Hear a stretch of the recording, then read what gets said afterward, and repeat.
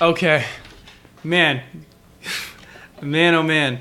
You would not fucking believe what's happening in the new season of Riverdale. God damn it. I'm fucking hanging up. Fuck you. It's supposed to be fun. I'm supposed to be having a good time. Oh. Gotcha. You Yep. just got, bitch. Surprise Riverdale cast. Not really. Don't stop. Don't stop your media player. Oh. Everything's gonna be fine. How you doing? Hold on. How am I doing? How am I doing? Yeah.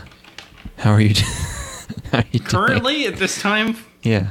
Hold on. I'm currently looking up an image for you to take a look at. Oh, great audio. Great way to start, always. I mean, this could just basically be the thumbnail for this episode. Have you seen the venison burger from Arby's? I've heard about it. I haven't seen it. Holy fuck. It sounds alright. Why were you sending me Christian forums links? I don't remember that. We were discussing... Oh, the anime. Okay. Yeah, look at that venison sandwich. It's a thick burg. Holy fuck. It's not even a burger. That's just straight venison. Well, I mean, what do you expect? That's a fuckload of venison. That was for one day only, by the way. They're not serving it anymore. I bet the price just dropped for whatever reason real suddenly, and they're like, hey, or they're testing it out. You know, they do that where they just, put things out temporarily, and that is a lot of venison. That doesn't even look like it's been like ground. No, it hasn't. And formed into a burger. No, That's it's a just venison steak. Yeah, it's just a steak burger, huh? That's interesting. Man, oh man, Arby's, you got the beef. The venison I've had hasn't been great. It's we grilled those venison steaks up at camp, and those ended up being okay. I've heard buffalo is really good. I enjoy a good buffalo burger. Yeah, buffalo's really lean, so you got to add some kind of fat with it. Like bacon helps, blue cheese helps, but buffalo. I'd try some buffalo. Every opportunity I have to consume buffalo burger, I will. It'll generally be like an extra $2 for a buffalo burger, but I will choose it every time. Sure, yeah. Just because it's a different, unique flavor. As you said, it's my preferred buffalo is you got some bacon on there, you go fucking barbecue sauce. Mm-hmm. That's some good eating. You got it seasoned like an absolute motherfucker. Right. And that's basically all burgers. Basically top eating. For sure. Oh boy. What's up? Go ahead. I was just gonna ask how buffalo tastes because I never had it. It's I don't know. All right. I don't know, Declan. It's it is definitely more lean. Yeah. I find it quite flavorful in spite of the leanness. Cool. I don't know. My palate isn't refined enough to really be able to pick out the individual flavor profiles of Buffalo Burg. Yeah. But is it gamey? It is gamey, but it's like very appealing gaminess. It's like appealing. It's like gamey as a flavor dimension and instead of a negative. It's like a good venison burger will play to the or not venison. Sorry, a good buffalo burger will play to the strength of buffalo and it'll maintain a good amount of juiciness in spite of the gaminess. And you're dealing with some serious burger action at that point. Yeah, you got to keep the juiciness. All right, what were you saying? I drank an entire Sapporo because I've been admiring this for some time. It's a Japanese brand. I see ads in all Japanese media for Sapporo beer. However, this shit's from fucking Canada, so I feel like I've been scammed. Because apparently they brew it in Canada because wheat is ridiculously expensive in Japan. Because all food is expensive in Japan. Yeah. So except for fish. So basically they just brew it in Canada where wheat is cheap. Yeah, that makes sense. That said, I grabbed the black beer. Which it's coffee flavored. Ooh. It was interesting. There's no caffeine in it because that's illegal now, thanks to Four Loko. Oh yeah. Fuck. Damn it. But this was Should have mixed it with Red Bull. this was 1 pint and 6 fluid ounces, or 22 fluid ounces. That's not that. That's so you've had 2 beers. I've had 2 beers. That's not really. I don't know what the ABV is. It's not labeled on this can anywhere, which is interesting. It's beer. It's 5%. That's how beers work. And then I've also had a cider, and now I actually just finished my second cider. Oh, okay. Now so you're into it then. Now I'm ready to talk about anime. Now I'm ready. It's been a while since we've had a sloppy cast. I find, or like, I don't know. I feel like most of our casts are pretty sloppily, sort of trotted through. I don't know. It's not the cleanest format, or we don't know what you're doing. Well, we're in the shit. We're in there. Like we're not high production quality ass bullshit. We're in the streets. We're street in the trenches. Yeah, we're taking artillery fire in a helicopter.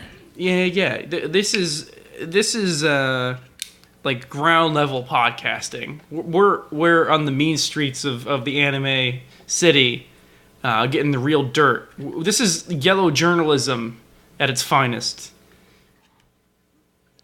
Anime Vice. This is the jungle. Anyways. Wait, that's already taken. Anyways, we got new shows. We got new ones. They keep coming. Which ones did you watch? I watched the next 4. Okay, but one of them is not being done until next episode or something, you said? Because you have a guest? Oh, no, I'm just going to have him talk about it. He's just gonna come in later. He could fill time by himself. I was literally just going to have him record himself talking about it, because I think that's solid content, because I know who this person is. Mm-hmm. And I think that... Have you heard the Meme Quest? Have I sent you a link to Meme Quest yet?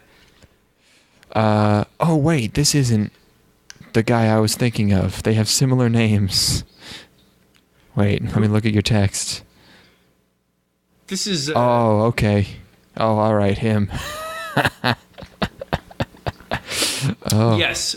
Yeah, no, that's new feature incoming. We got new content. I think that's solid content, and he'll do it. So, anyways. Okay, so we're going to review it, but also we're going to get a hot take next episode. A counter opinion, or maybe the same opinion. I don't know. Yeah, but for this episode, I watched... the first thing I saw was Just Because. Just Because. Wait, hold on. One more question. Is he going to get... Like Meme Quest, is he going to get fucking... toasted out of his mind? A little bit toasted? Ew. Mildly baked? I probably not. Oh, okay. He'll get drunk or something. I'll have him get drunk for it. Sure, yeah. Anyways. Just Because. Mm-hmm. Hey, Ethan, why did you choose to watch this show? It was on the list. Oh, okay. Yeah, no, that's... I don't know what I was expecting. It was one of the shows that came out this season. Was the next one in the viewing order.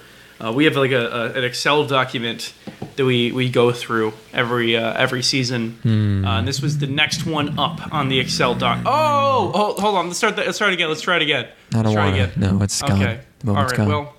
Well, we watched this. This is lightning round podcasting, and we can't have room for fuck ups like that.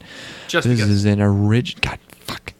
This is an original show from Pine Jam, and it appears to be in this new emerging genre of very grounded teen romance, very down-to-earth drama, a la Tsukigaki Rei, which aired a couple seasons ago, I think, which was good.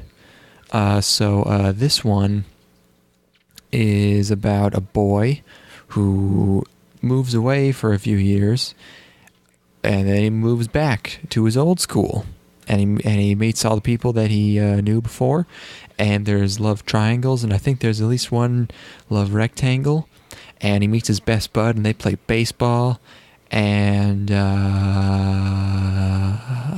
it's okay. What an interesting situation for these characters to be in. What this is ripe. I guess ripe for teenage drama, but like not extreme drama, just like sort of like barely realistic, down to earth drama. Barely, above reality, like slightly fictionalized drama to make it interesting. It's a little elevated, it's a little bit more extreme than your typical circumstance would be. Okay, I gotta say, my turtle just took a shit in her tank, and there's a big brown cloud in there right now. Mm-hmm. Like sort of, but very contained, just like a sphere. And she's just like poking her head in it over and over again, and then coming out, and then poking her head back into her own shit. Probably getting turtle high. Yeah, she's inhaling turtle skooma. What's it called? Inhaling the methane. Dumb. Okay, that's not what I'm talking about. Did you know that if you keep your head under your blankets while you sleep, you have like a pretty significantly higher chance of getting dementia, or dementia manifesting itself in you if it's in your family line?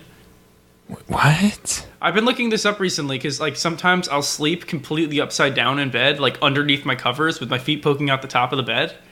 It turns out that if you do that and there is dementia in your family history, which I do not have, thankfully, you have like at least a 90% chance, 90% greater chance of developing dementia. 90%, you say? Yeah. No, it's ridiculous. No, I didn't believe it either. And then I'm like, this is fucking bullshit. And I just kept reading. But it's literally like you starve yourself of oxygen enough times to where... You're not starving yourself of oxygen. Blankets are perfectly permeable. No. It's actually like enough. It's enough. It's just that little bit amount. It's that trace amount to where it actually does it. It's like your brain's like, feed me oxygen. What's the percentage for normal people? Like 50? Well, no, it's not that 90% of people will develop dementia if they sleep under covers. It's 90% of people prone to dementia with the history of it in their family line will develop it. No, wait, no, that doesn't make any sense. Hold on. Hold on. Keep going. Is it that doing this increases, or yes, do people who do this have a 90% greater chance? Yes, that is what I said. Okay. Misinterpreted. All right. So now I've been super bugging about it, but I continue to sleep under my covers anyway, because it's really comfy. I sleep on my stomach, and apparently that's very bad. Fucking everything's bad. But like, what kind of bad is it if you sleep on your stomach? I haven't looked into it, but my thought is, if which is worse, sleeping on your stomach or not sleeping at all? Because those are my two choices. So I'm just gonna keep sleeping on my stomach. You make a good point. So take that, doctors. Haha. 4 to 5 doctors say sleeping is good for you. That fifth doctor is always a motherfucker. He hates everything. He's paid off by the fucking man. But what man? He hates toothpaste. He hates gum. He hates sleeping. What's like this guy must be into chain smoking and BDSM. Like what industry is he shilling for? I have no idea. The total slob industry. The Four Loko industry is really like fucking into this fifth doctor. Well, I support the Four Loko industry in any way possible, so I'm going to stop sleeping. You should really stop and brushing my teeth. Yeah. Yep. Yeah. Or at least not brushing your teeth with Colgate. What's the 4 to 5? I don't know. Anyways, I forget which one, but yeah, I don't know. It's going to be a drama romance. I like the baseball scene. He meets his friend that he hasn't seen for 3 years, and they play baseball, and that's really good. That's just nice, heartwarming, very, very nice scene. That's definitely the strongest aspect of the episode is the dynamic between those two characters, because it is interesting. Of like, excuse me. Oh God. Okay. These two boys who they were friends in junior high. One of them moves away.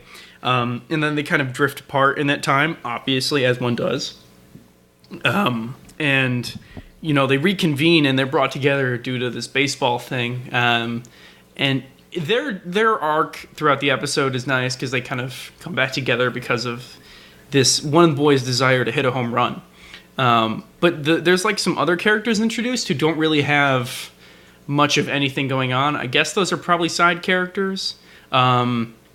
Like there's this girl playing a brass instrument or there's 3 girls playing a brass instrument, and I guess they're in like the band or something. Yeah. Oh, that was one of the roughest parts of the show because they start playing and the music playing clearly is not coming from them because there's all kinds of instruments and they're all on trumpets. Made me appreciate euphonium a lot more. That shit's because weak. they tried. That shit's weak because like you really don't understand what the context of why they're playing they're playing on like a bridge between or like a walkway between 2 buildings. No, that makes sense. That's when you're in marching band, you have to disperse throughout the campus to form your units and practice in on a in walkway. Groups.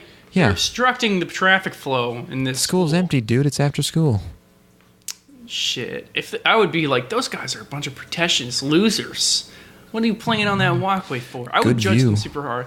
Anyways, best moment of this entire show was when the dude who hits a home run says that he gets that rush of adrenaline that happens when you're a man where you accomplish something, and then he's like, I'm gonna go ask out a girl, which I've like totally can relate to. Of like you're just on a roll, like things are just going, like everything's turning up Ethan or Declan, and you're just like, all right, let's go, let's keep this gravy chain rolling, baby. I just hit a home run. I'm gonna ask out this bitch. Like that's like.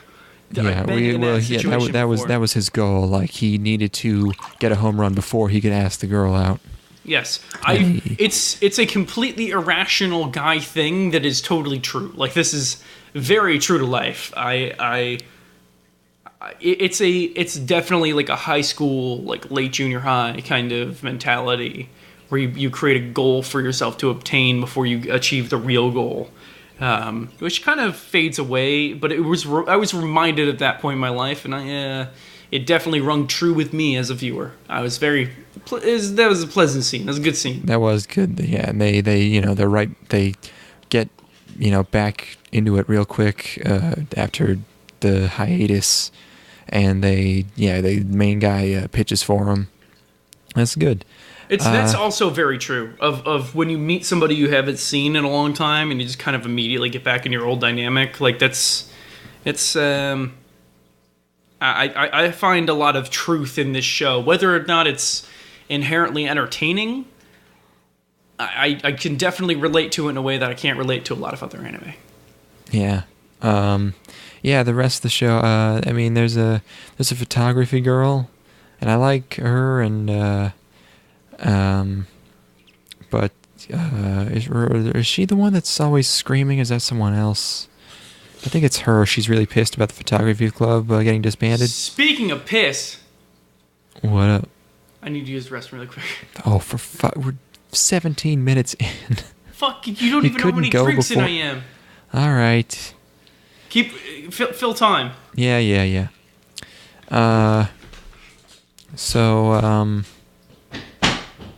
That's actually all there is. I didn't have anything else to say. All right, I'm back. Okay. I didn't have anything to say. That was basically the whole show. Although I would like to note that I really liked the atmosphere at the very first opening shots of just a chilly Japanese night, and there's a bunch of people going about their lives and train stations. Dug it. Yeah, it's good stuff. It reminds me a little bit of 5 centimeters per second. Except for the fact that, by the way, this show does look like garbage. It looks really bad. The characters sometimes, it's the strength is in the writing. I'd have to watch more of it to really develop a more formed opinion, obviously. But my initial impression of the first episode is it kind of captures certain male dynamics in the high school era or high school period of time. I watched the second episode and it might be a little too boring for me to dry. Hold on to. Yeah, the drama. I can't even really keep track of it because there's actually a decent amount of characters. Just the biggest takeaway from the first episode entirely is just that baseball scene is good. Anything outside of that is a bit of a blur. I guess there's a photography club that's getting shut down, but like I don't really fucking care. It's obviously like two-thirds of the club isn't even into it. So like why the fuck? Like I can't. I don't know. I feel. Let's move on. Yeah.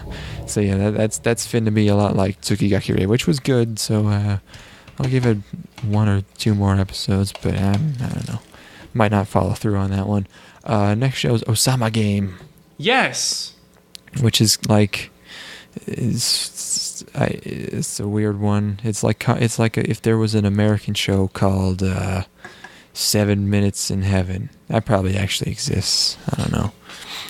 But this is based on a phone novel. I don't know what that is. Doesn't sound good. It doesn't sound like Japan. it doesn't sound like something I would wanna ignore. There used to be a service you could sign up for where it would send you short stories in texts or something, or you could read short stories, but they were in the fucking, the format of text messages between people, and it's like just young adult literature garbage, fucking. Like, I read 1 or 2 of them. They were just awful. It was while you were doing awful. that, I was fucking getting Buffalo Bills scores on my phone because I was like goddamn jock. That's not true. I just that made me think of like text message services you could sign up for, like get a laugh at text. Get a Chuck Norris joke every day. Yeah. Oh God, no! And it's like. Live an existential nightmare. It's early cell phone stuff, or not even early. That's like mid cell phone stuff, I guess. I guess like smartphones are probably still in their youngest, or like they're still young at this point, right? It's only been a decade. Sure. Cell phones have been. When is text messaging developed? Would that be like early 2000s? Yeah. Okay. I want a worldwide text message based ARG. Everyone gets a text message giving you clues. You all gotta find them. I want to participate in. So I just want to go on a treasure hunt. Odd craving for treasure hunts lately.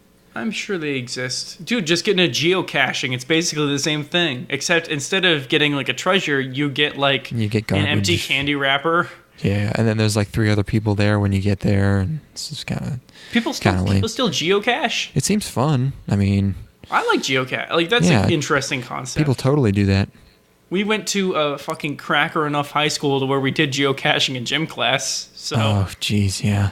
That wasn't the good kind of geocaching. Remember that massive worldwide ARG with the pictures of the cicada or whatever? Oh, yeah. Oh, I fucking remember that. It was in a book, right? It wasn't like in a book series or some bullshit? Book series? No, this was real life. No. Like, there was, like... I remember there were pictures of, like, these, like... it was in a book, and there were, like, these bugs made out of, like, precious gems and gold and shit, and they were like stashed in locations in the real world, and the only information you had to go off of was like the photo of where it was.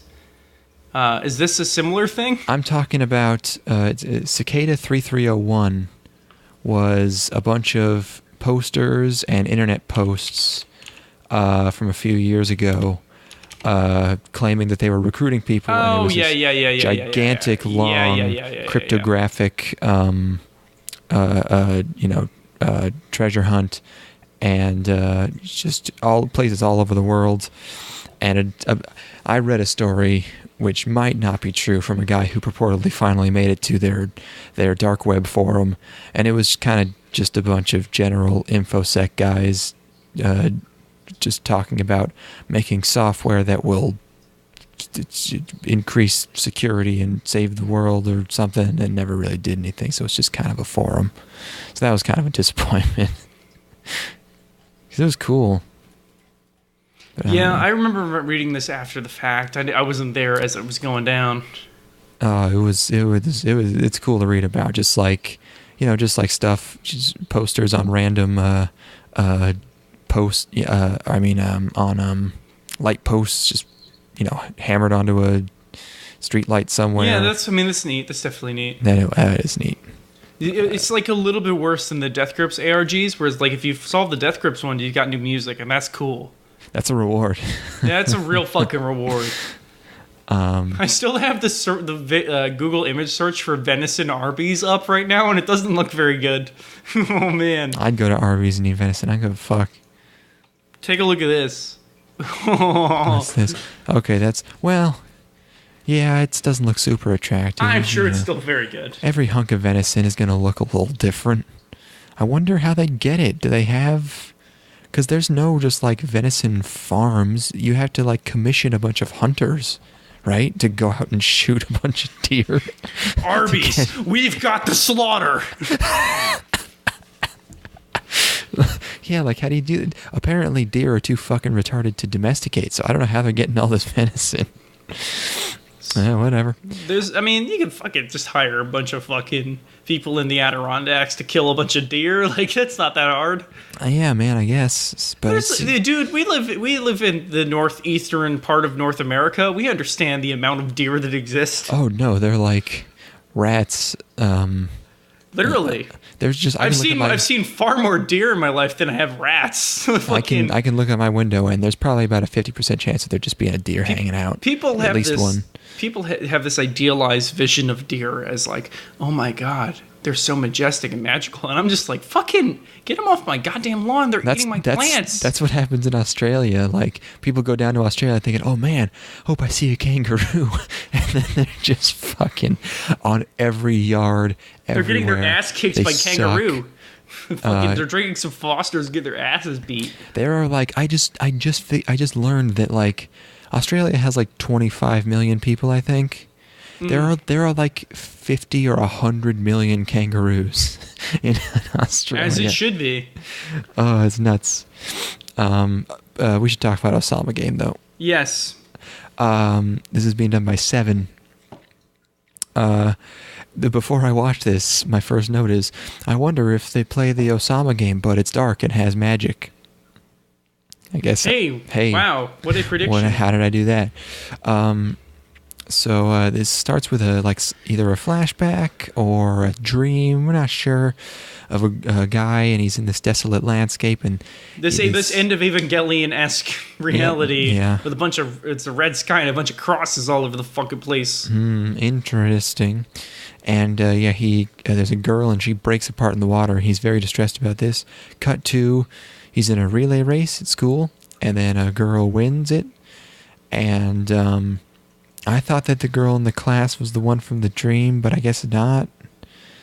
But the boy is very angsty now. Very, very angsty. And he's angsty to a degree. There's about, I swear 10 minutes of the show is dedicated to all his classmates just keeping trying to make friends with him, and he just being a fucking shithead. I was wondering if you related to this part of the episode, Declan. Why? Because everyone's like, hey, Declan, I want to be your friend. And you just keep pushing him away. When did this doesn't happen? I don't know. I'm just giving you a hard time. It's just my soul is too dark. You're just too dark, Declan. You're just too misunderstood. Nobody could get you. No, but really though, there's this show is really impossible to get involved in because there's no characters. Well, this is the problem. They don't want to spend time writing these characters because they're all gonna fucking die real fast. So. And the main character doesn't have anything going on either. So he's a fucking dick.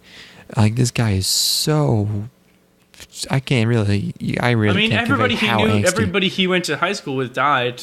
So that probably didn't do too good for him. Yes, but putting myself in his situation, I know how I would handle this. And it's not just by being an asshole to everybody else. They didn't do anything wrong. Give them a break. You're trying to project rationality into an irrational circumstance, Declan. He's comically slapping away a guy's hand as he reaches towards him, then running out of the room. He's probably got some PTSD, Holmes. Everybody he knew died. Everybody that he went. Imagine if everybody that you saw every day just fucking bought it. You'd be in a way. You're right. But it's just, this is our main character. You know, and also they don't really set that up very well because we only see one girl die, so it's just like, especially because I didn't know at this point. I thought he was looping at this point. So I figured, I was thinking you have the chance to save all these people again, and you're just being a fucking weenie about it. How about let's write a better circumstance, shall we? Perhaps a situation where I had it and now it's gone. Fuck. Okay, buy me some time while I remember this. Okay. So, yeah, the girl keeps being nice to him over and over again, even though everyone should have given up about 3 angsts ago.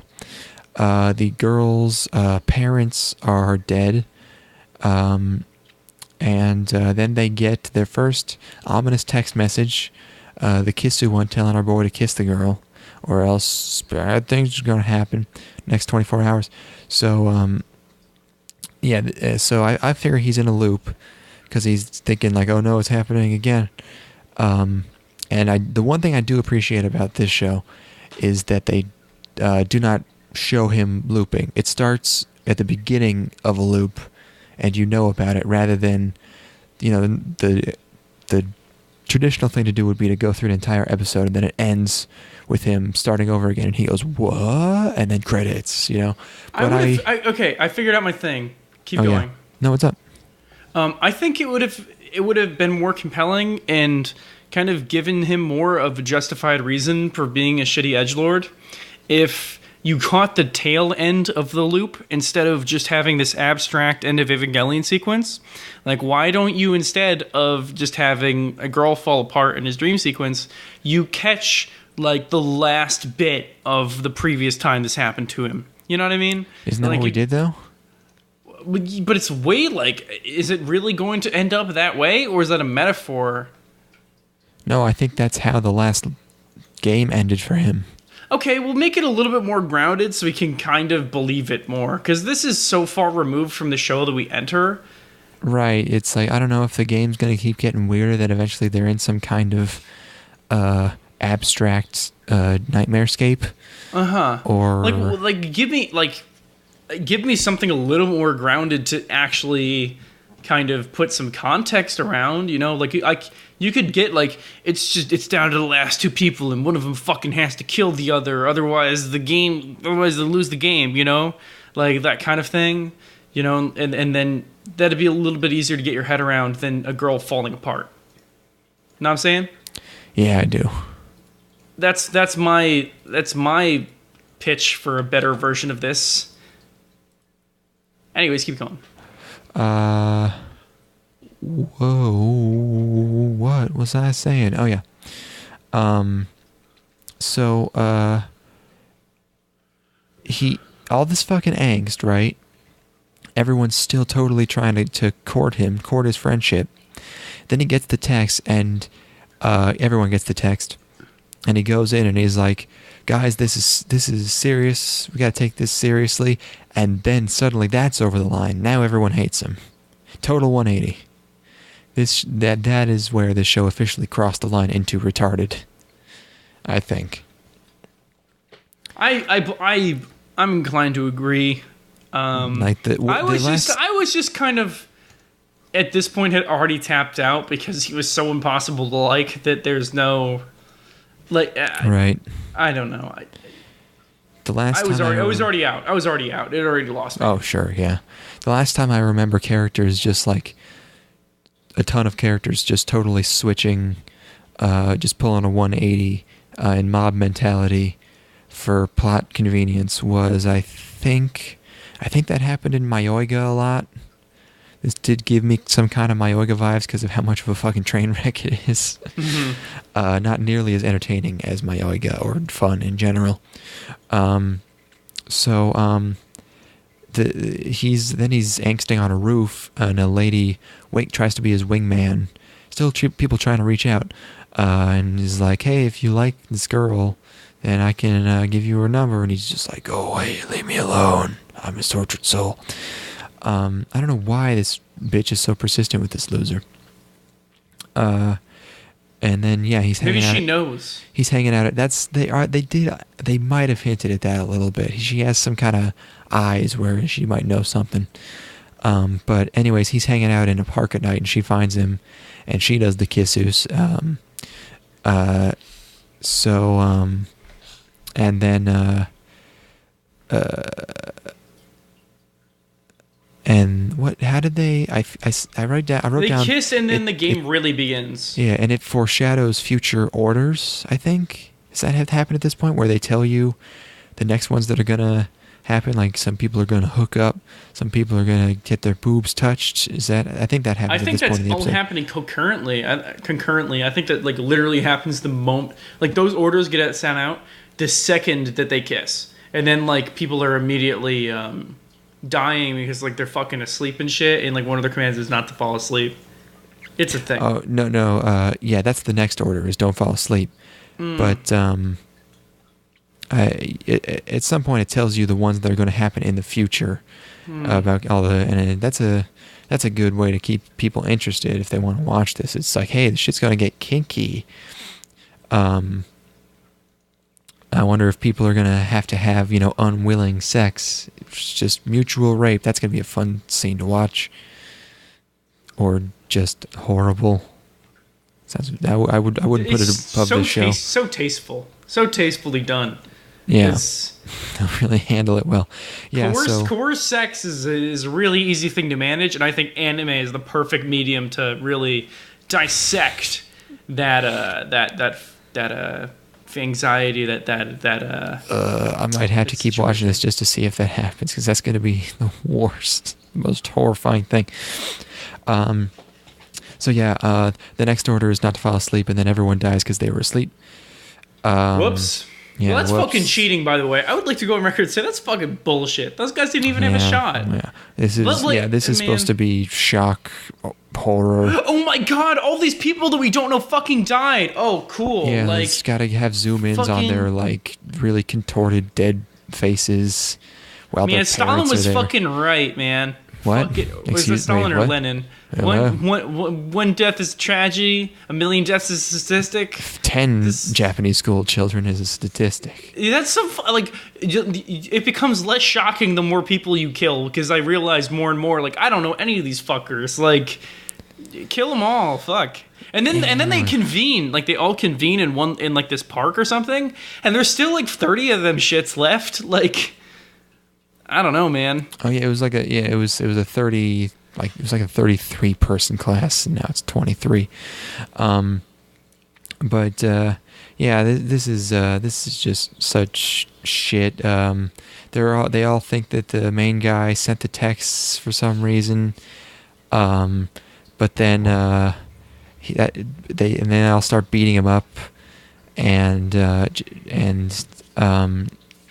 then. Disturbed instrumental, motherfucker. Yes, the ED is hilarious. No, not the ED. Or wait, maybe it was the ED. I don't know. But the guy violated the rules by kicking and punching our dude, so he explodes and everyone believes him. But yeah, this is the ED is terrible hard butt rock, and the show is impressively bad. It's gratuitous. It has no tact. Tact is important. It's all about the tact, baby. And if you're going to do coerced sex, you gotta do it with taste. We'll see. We gotta see. I'm gonna go on a fucking limb and say this show's not gonna handle it well. I would put fucking $50. Maybe they just don't bang and then they just explode out the eyeballs instead. It's like, I don't know. It doesn't handle the subject matter with maturity. It does it all for pure shock value, and that's not entertaining or shocking anymore. It's 2017. Fucking get over yourselves. Yeah, I don't know. Yeah. Boo. At least make it really campy. This just seems like if this was a J horror movie, or B like a fucking starring Bruce Campbell film. It would be sweet. Like, if this was a fucking Sam Raimi movie, this would be the most bitchin' shit ever. Oh, yeah, you wanted me to make that this would make a good J-horror movie. This would be an excellent J-horror film. It'd be way better if it was J-horror, but it's fucking shit because it's anime. And J-horror has, like, a level of camp to it that just works in a way that anime doesn't, because anime takes itself too fucking seriously. Yeah. Bummer. All right. Moving on. GARO. Yes. Vanishing Line. That's an anime. Vanishing Line. This is an original, I guess, being done by Mappa. I don't know anything about GARO. This is a series, but this doesn't seem like a spin-off or a sequel. Just sort of like an in-universe thing, so I figured we could watch it. I don't know. But you want to talk about this one? Do you have any particular summaries or notes you want to go over? Or I have no insight. I could describe what happens. Okay. So there's this big old muscle-bound stud, and he rides a big old fucking motorcycle. And well, no, talk about the anime, not me. Oh shit! I thought this was about your life. This is basically what you do on the daily. Not on my autobiography. So this big old muscle-bound stud beats the shit out of a titty monster, and then the show starts. There's a monster made of titties, and he just fucking smacks the shit out of it, and that's awesome. And then the show really begins. And then disturbed instrumental. Yes, hilarious ass rock intro. I'm fucking so in at this point, you don't even understand. Then the show really begins. It follows this red-haired girl, and she gets seduced online, not literally like sexually seduced, but instead seduced by like the knowledge of her future by this fortune teller, and she using this ARG or like online social network, and she goes to the home of this. Or like the just where this fucking psychic or whatever works, and the psychic turns out to be an evil cannibal monster, and he tries to eat the girl, and then the girl runs away, and then the big muscle-bound stud shows up, and he's like, "Hey, my name's Sword," and then he fights the monster, and then the monster runs away, and he's like, "Hey, red-haired girl, I'm gonna protect you." And then they go to a diner, and he eats a big old fucking steak because he's a big muscle boy. And then he uses the little girl as bait to draw out the monster, because if they don't, the monster is just going to keep following her until she's alone, and then it'll kill her. So they draw out the monster, and then the big muscle-bound man has this awesome, crazy, long fight sequence with the monster, who's the cannibal man, and he kills it. Or no, he doesn't kill it. It runs away again, I think. Does he kill it? It runs away. It runs away. It runs away again, and then. Or wait, no, the last scene. Yeah. Oh, it got away. It got away again, and then the episode ends, and it's basically, I would say, of the 24 minutes. No. I might have been wrong. My notes are very short on this one, so I have no idea the time frame here. I don't know. I think they might kill it in the second half. He summons his motorcycle bro, who is also his ring. He's a henchman out of nowhere. They have this crazy ass fucking chase sequence down a highway, and then he gets the super armor, the gold super armor, and I'm pretty sure he kills it with the gold super armor. And then the episode ends after he kills it, and basically this is like, out of the 22 minutes of actual content in this anime, I would say at least 18 minutes of it are just insane, over-the-top, fucking really high-speed action. I don't think there's that much. 10 minutes of it is insane high-speed, over-the-top action. Yeah, maybe. And then the rest of the episode is slow stuff where the girl meets the psychic. And I think it's going to be an episodic thing where this dude takes down a bunch of horrible monsters called horrors. I would guess. I thought this shit was fucking bitchin'. Oh, I thought it sucked. Oh man, I like it seemed campy to me, and at least it went for something. I haven't seen action like this in a while, at least. Like there's a ton of CGI in it, but like there's also a ton of movement, and it's really dynamic and like the gimmick of the action I found is that it'll be in a wide shot, and then characters will rush towards the camera, and you'll get really crazy, like, high motion blur close-ups of their faces as they're fighting. I don't know. I thought it was dynamic and cool. There's not really much going on. The main character is nothing, but I enjoyed the action because I thought the choreography was neat. Yeah. I guess for me, action doesn't do much anymore. It's been a hot fucking minute since I've seen some real action. I don't know.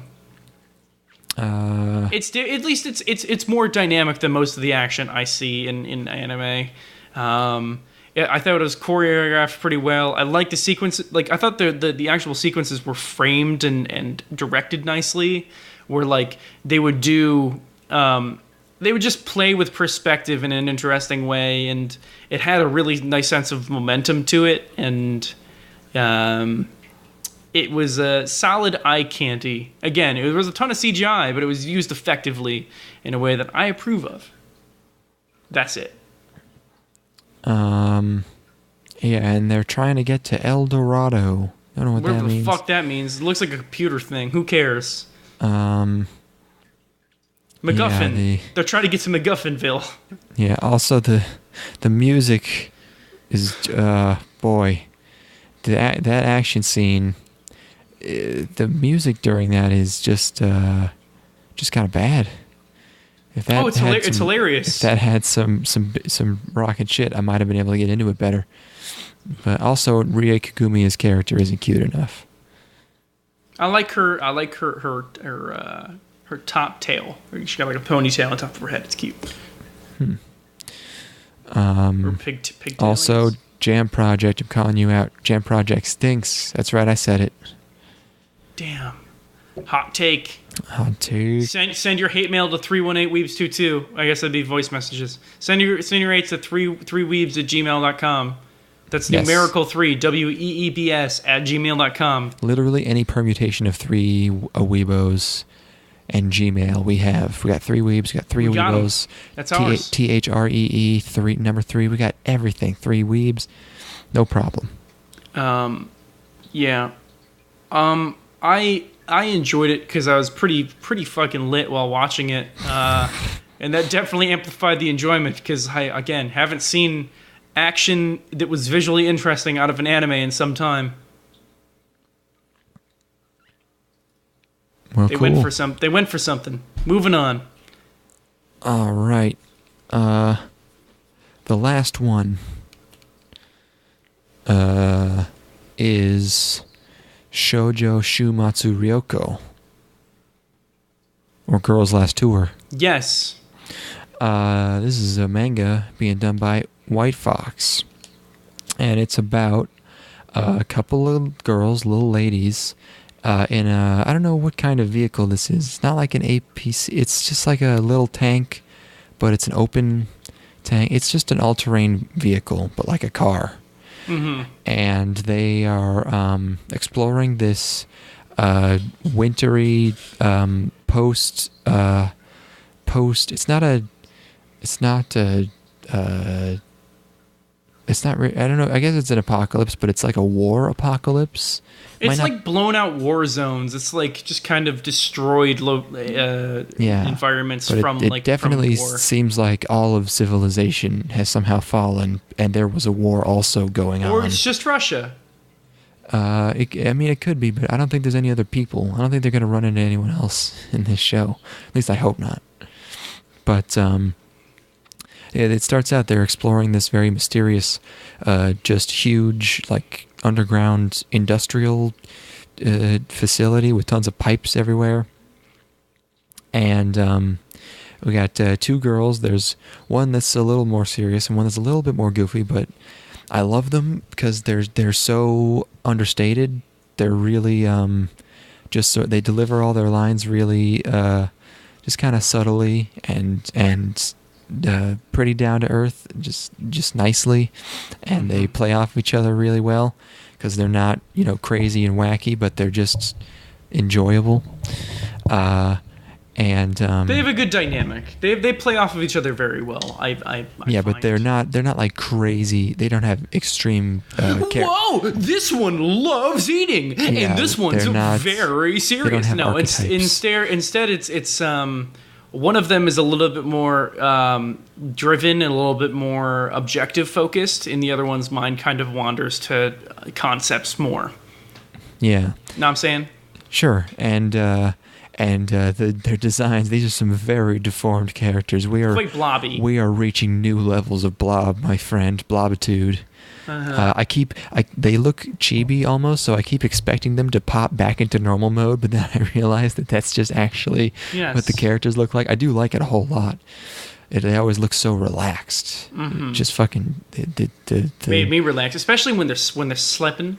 They take a nap in the back. Yeah, which is a very cute scene. Voice acting is fantastic for these two.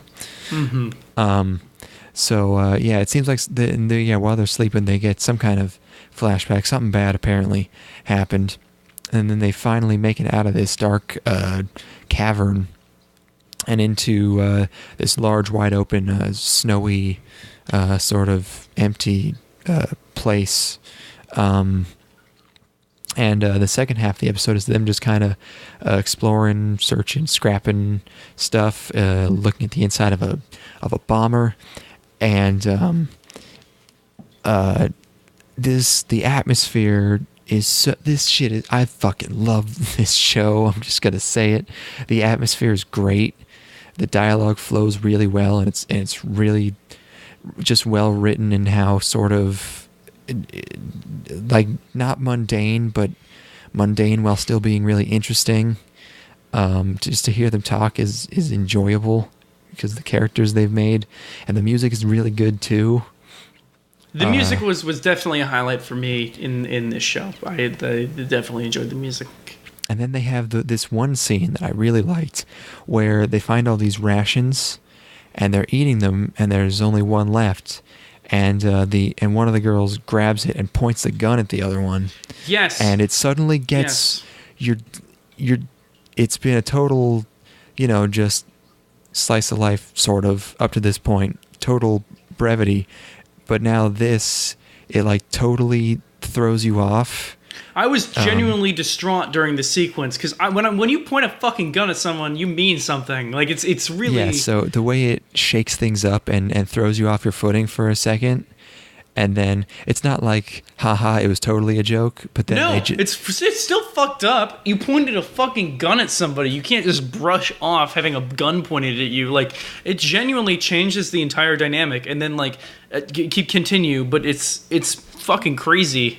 Yeah, there's not one, because it's not like they suddenly burst out laughing and it's like, the whole thing was a joke, but it kind of is, because then they start like play fighting, so it's like. But she's still really fucking going for it. Like, she's still putting some serious punches in. Like, there's genuine anxiety and not anger, but maybe like frustration behind those punches. Like, it's pretty fucked up. I don't know. Well, it's not like she's actually beating her. Like, it's in the definitely torso. It's definitely a playfulness to it, but it introduces a kind of uneasiness, which I think is really good for this, because it just gives you just a tinge of uncertainty. The sequence before this was them, or one of the sequences before this was them shooting, like, for target practice. Yeah. And they discuss how one of them, the more straight-laced of the two, doesn't carry a gun. And I'm like, this sequence is kind of something about that, in retrospect, ends up setting up the moment where the gun is pulled a little bit better. Yeah. Because when I was watching it the first time, I'm like, whoa, well, this is kind of fucking sudden. But now, in retrospect, with that setup of... Because I was already kind of uneasy when they were shooting for target practice, because it just seemed out of place for a show. For the show, I was led to believe that I was watching at that point, where I'm like, whoa, this is kind of strange that these kids are actually shooting fucking guns, and it have, genuine purpose behind it and are good. I was also kind of expecting like a sort of Girls in Panzer style, like, we're playing a game, or it's just like fake military girls who just sort of teach you about tanks and just sort of have slice of life stuff happen while they're on the road or whatever. But I was pleasantly surprised. I like this premise way more. Not that I don't like Girls in Panzer, which I do a lot, but this is super interesting to me. My concern is that it could kind of it seems like something that might only work for one episode of like gun gets pulled, and then if they try to force that kind of tension more, and it doesn't play in a way that's super organic, it could seem very forced. It could be like it's like whoa, it's like it's still there. They're buddy, but there's still that element of tension behind it. You know, like it could get redundant if they were to try to play that card every episode. Oh yeah, no. If they do, it would need to be. Again, it would need to play more organically. As like what I would do is I would build up to a moment where they split, and then they end up finding out that they need each other to kind of survive in this world. You know what I'm saying? Yeah, something like that. Or yeah, you wouldn't have to pull the same kind of stunt again, but you could slowly kind of lay things here and there where they don't totally trust each other, maybe, or they get put into where they get put into a really tough place where they might have to just fucking eat each other or something. I don't know. That would probably be a bit extreme. Probably not that. See, like that's not what that's like the opposite of what I would want it to go to. You know what I mean? Like well, it's just way too far. And like the gun pull is good.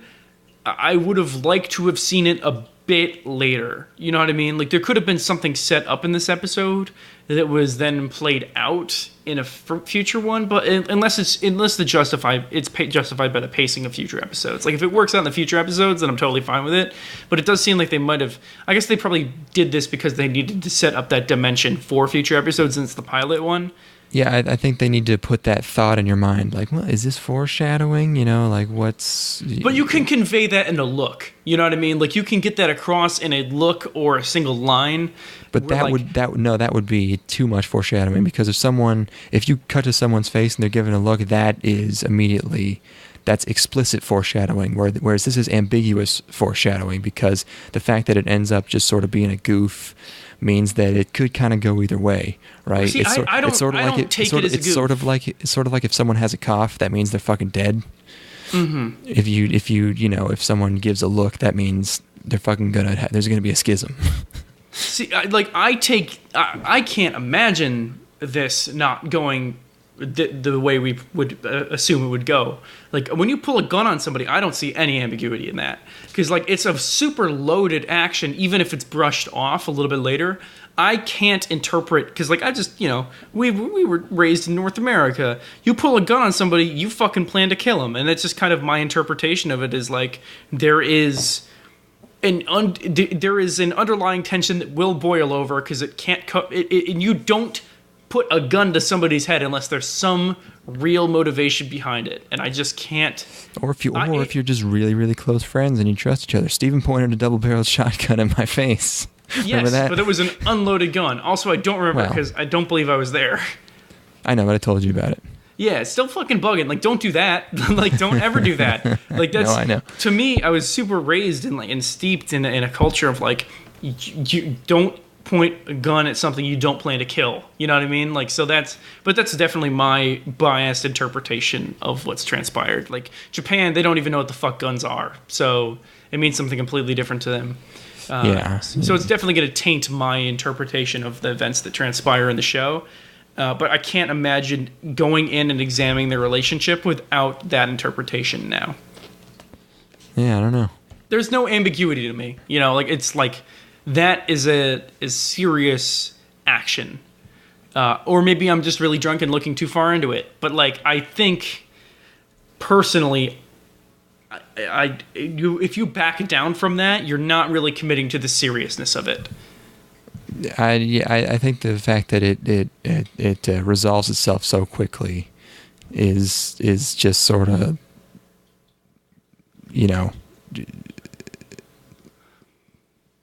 I lost my train of thought. I don't know. But it's not even that quickly. Like it's still like seconds. You know what I mean? I don't know. Whatever. Fucking we could debate over it. We'll just have to see how it plays out. Yeah. But at least we had a serious discussion. like that's good. Like a discussion about an anime. Fuck me. Like that's cool. We had serious opinions on the things that happened in this episode, which is definitely indicative of some level of, if not quality, unique content. Yeah. But Yeah, that's basically it. I fucking love the atmosphere of this show, and I hope that there's not a plot in it, because if anything, that's going to be its downfall. If they just keep exploring new deserted places every episode with no other living characters or flashbacks, and no like, oh no, you were children created in a facility and you are the only ones who... None of that shit. I don't see any room for that. I don't see any room for that in this fucking show. I've seen shows ruined with childhood flashbacks where they all lived in a facility, and it's always a fucking facility. Fucking flip-flappers. God damn it, fuck you. Kisniver, go kill yourself. Please don't do that again. And this show could be a fucking 10 out of 10 for me if they just avoid that, and it's just them exploring like beautiful, desolate ruins. And it's about the existential rather than the external. You know what I mean? It's about if you play it that way, it'll be way more interesting than like having a bunch of external threats. And it's more about life post. I mean, a post-apocalyptic life in the truest sense, because a lot of post-apocalyptic media ultimately ends up being external. Like the threats are external, you know, and none of them really deal with that. I just downloaded Stalker today, and I'm going to watch Stalker. Probably not right now, but I really want to watch Stalker, because I heard that shit's pure kino. Sounds up my alley. Have you seen it? I have not seen that Tarkovsky film. No. That's it. No, I haven't seen that one. Sounds like good shit. I've seen like the first like hour of it, and there's a sequence where I've seen Solaris. So he's a great filmmaker, Tarkovsky. But there's a sequence in it that's like an entire discussion of like their entire plan, like the main character's entire plan, and it's a solid like 5-minute dolly in as they talk about it. It's really fucking cool. It's really cool. I would watch it again. I just watched Diabolique the other day. You should watch Diabolique, by the way. Have you ever seen it? Diabolique lovers? Nay. Diabolique, period. Les Diabolique. Diaboliques. It's Danger Diabolique. It's that's a great film. I hadn't seen it since I was like 13, and I didn't fucking understand any of it. But that's a movie that keeps you guessing until the last minute, and like just some amazing twists and turns. But yeah, we'll discuss Stalker once I watch it. Cool. For reals. Anyways, but yeah, to finish up Shoujo Shuumatsu, this episode, I don't know about you, but for me, this is a 24-minute episode in which nothing happens, and it felt 8 minutes long to me, and that I think is evidence of some good direction. I was totally into it the whole time, even though it was really not a whole lot happening. I thought it was a bit slower than you did. I don't know. The show really picked up for me once they encountered the battlefield. Shrug. Sure, yeah. And also, the first episode didn't have the ED, but best ED of the season easily. You should go watch that. Ooh, that's some good stuff. Quality. And in the opening, they dab. They dab in the opening? Yeah. How appropriate. Yeah. I like their outfits. I didn't know the Stalker game was based off of the film Stalker. I don't know if it... I mean, it's obviously thematically related. They might have loosely based on both the film and original film. Yeah, it's based on it. But it's not like licensed, you know. Yeah, I think it's they put the periods in there, so it's so you don't have to. Right. Yeah, yep. Anyways, I'm psyched to watch more of that. But yeah, cool. That's it for this mini-cast. Another hour-long mini-cast. I hate this. It's fun, and it's better, but I hate it. Whatever. Fucking anime done. Yeah, anime is done. How are we halfway through now? Ha. Oh, actually, yeah. All right. No, we're not. Oh. Wait, hold on. We're just under halfway, yes. Halfway + plus a show or so. What? I don't know. I was Halfway minus a show, maybe? Yeah, something like that. We're at 14. There's 29 shows. Although 2 of them don't have any subs, so maybe it'll only end up being 27. So yeah, we could finish. This was a decent crop. This was a decent crop. Totally. It was a decent discussion crop. Making good progress. All right. That's it. That is it. Yeah. Any longer, we don't get to call this mini. I think we already passed an hour. I don't know if we're allowed fuck. to. Well, that's the way a cookie crumbles. Don't point guns at people. They were just friends. It's fine. No! The rules change when you're in the post-apocalypse, man. No. It's hard out there. The rules double down. Because you can't fucking trust anybody out there, and you double can't trust them with a pointed gun at you. And that shows the dichotomy between their extreme trust, but also how much do they trust each other? Is it that much, or is this actually a serious thing she's trying to do? This show used a lot of CGI, by the way. The car and them in the car, yeah, the overhead shots are often CGI. Yeah, it was well done. It was dark. Yeah. Anyways, that's it. And when they just fucking chill out and they get ultra blob and they just kind of melt. I wish I could melt. Ultra comfy.